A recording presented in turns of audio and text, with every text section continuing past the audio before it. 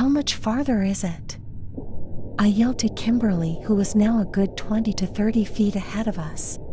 Just a few more minutes. It's up ahead a little more. She answered back before disappearing in the trees. Samantha took off her backpack and sat it down beside her as she sat on a log. She pulled out a bottle of water from her pack and started chugging it down. She said that over an hour ago she complained. Cora sat next to her and pulled out a water bottle from her pack as well. I'm tired. I'm beginning to think this wasn't a good idea, she confessed. Truthfully, I was thinking the same thing.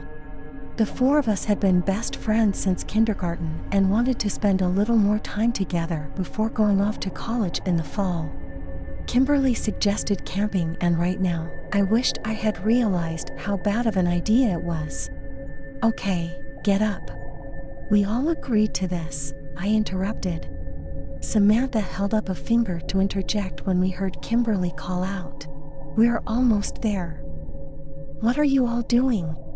She peeked her head from behind a huge tree. Really, it's right up here.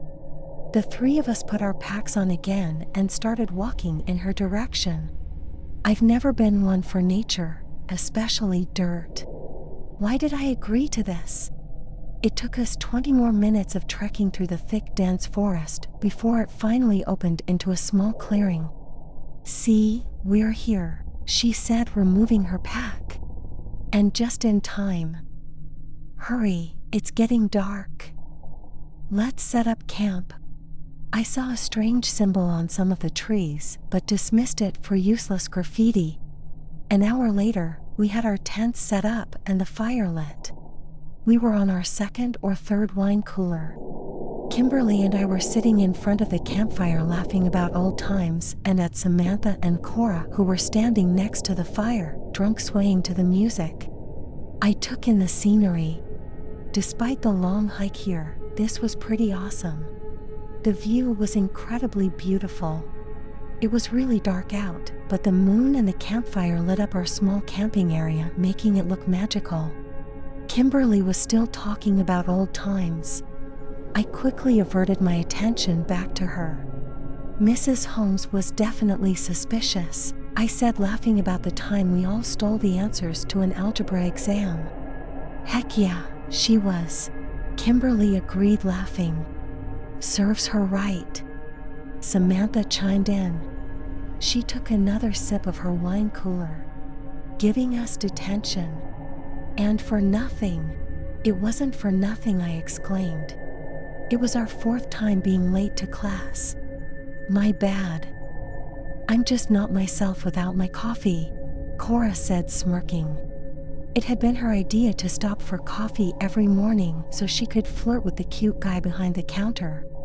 We were 16 at the time, and since she was the only one with a license and a car, we had no choice but to go along because honestly, you couldn't pay us to step foot on a school bus. We all burst out laughing. We partied a little more till around 2 a.m. before Kimberly and I retired to one tent and Cora and Samantha into another. I jolted from my sleep. What was that? I whispered loudly. Kimberly threw a hand over my mouth and whispered in my ear. Hush. There's someone out there. We both stared at the shadow, lit by the moonlight, making its way around our tent outside. Maybe it's one of the girls, I whispered, not believing my own words. We were all small girls, with the taller one of us being 5'5" and the smallest being 5'3". Whoever this was outside had to have been about 6'7". The shadow kept circling our tent before vanishing into thin air. What was that? I asked in disbelief. It took everything inside of her to get up and slowly unzip the tent. Kim, sit back down, I screamed. I'm telling you, this isn't a good idea, I continued. Kimberly rolled her eyes. This polyester tent isn't going to shield us from whoever it is outside. Wow, that was really encouraging, Kim, I hissed. She climbed outside the tent to a dead silent forest. Samantha and Cora were peacefully sleeping inside their tents, their soft snores a little audible now. The trees were all facing downwards like they had also called it a night. The view in the dark was almost scary. Kim was looking around when she heard the rustling of leaves behind her. From the corner of her eye, she saw something move. The hair at the nape of her neck rose, and she felt a shiver run down her spine. Who? She choked on her fear. Who is it? She slightly yelled, collecting her nerves. She walked towards the thicker part of the forest, and suddenly, her eyes went white.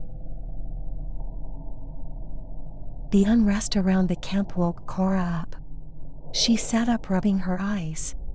"I swear these people do not know peace," she let out. As she slowly opened her eyes, she noticed that Samantha was missing. Oh God, not again. Samantha had a habit of sleepwalking, and every sleepover of the four friends turned into a Finding Samantha adventure. Cora sat up straighter, and then she climbed out of her tent. To her misfortune, she saw Samantha walking towards the thicker part of the woods in a straight line. She knew calling after her was of no use, and started running to catch up with her. When Cora reached Samantha, she attempted to jolt her awake, but when she turned her around, Samantha's eyes were white, her iris nowhere to be found. Samantha smiled a creepy smirk. I was constantly checking my phone for the time and worrying about Kimberly, who still hadn't returned, when I heard a shrilling scream. "Cora?" I was shaken to my core from the scream and rushed outside of the tent, only to find the tents empty as I shone my torch on them. "Girls, I swear if this is a prank," I threatened as I looked around to the empty surrounding. I was starting to get scared when I heard the rustling of the leaves and smiled to myself. I walked in the direction of the sound, and the sight before me